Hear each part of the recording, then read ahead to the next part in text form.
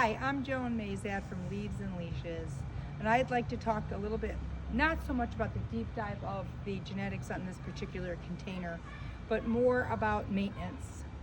So if you find this to be valuable, I really would love it if you would like and subscribe, and I'll be happy to keep you updated on all my fun horticultural experiences and teach you all about some of the great containers that I love putting together. So let's get to work.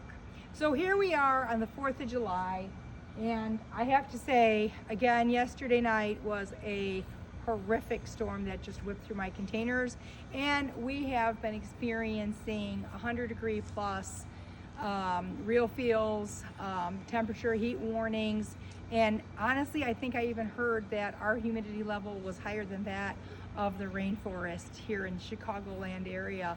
So, okay, with that said, sometimes you have to take a look at your containers and make those decisions of, what kind of care do they require. So with that kind of heat and this kind of disruption, this is a beautiful design, and back here is the Dipladenia, the Blueforia, and it really took a pounding yesterday in the storms. As you can tell, it has a beautiful blue, at least this was a beautiful blue mandevilla flower, which is quite unique. And the storms were not kind to it yesterday. Lots of fresh flowers coming, lots of fresh buds, but with the heat and humidity, you really are having a hard time seeing them. So we're going to have to do something about the container and give it a little assistance. Most of my designs really thrive on not needing to do anything, no pruning, no maintenance, but that's not always the case, because here the Coleus Heartbreaker is starting to outgrow our Blueforia in the back, and so it's getting kind of out of shape. And let's go ahead and show you just how simple it is to get this container snapped back into condition. I am not going to put a lot of serious consideration in of where I'm going to pinch this Coleus. I'm going to make sure I get every stem, and I'm just looking as to where the stems are starting to have fresh branches right before the next leaf node.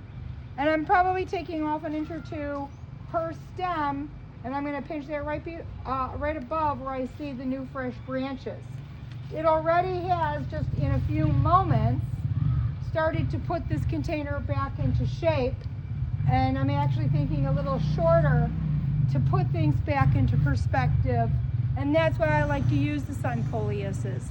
They're flexible, and if they start to get a little bit not what you want, you give them a haircut and you're kind of good to go. Not only though am I going to go through and pinch these plants and take a cutting, so to speak, off of them, I am also going to go through, as you can see, the next set of branches coming up.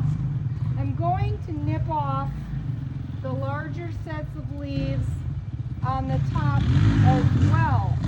And what this is going to do for the plant is open up the light so it can get to that growth, and it will then take even more of the applicodomins of the plant, and that'll encourage this branching and have the plant reflush and fill out.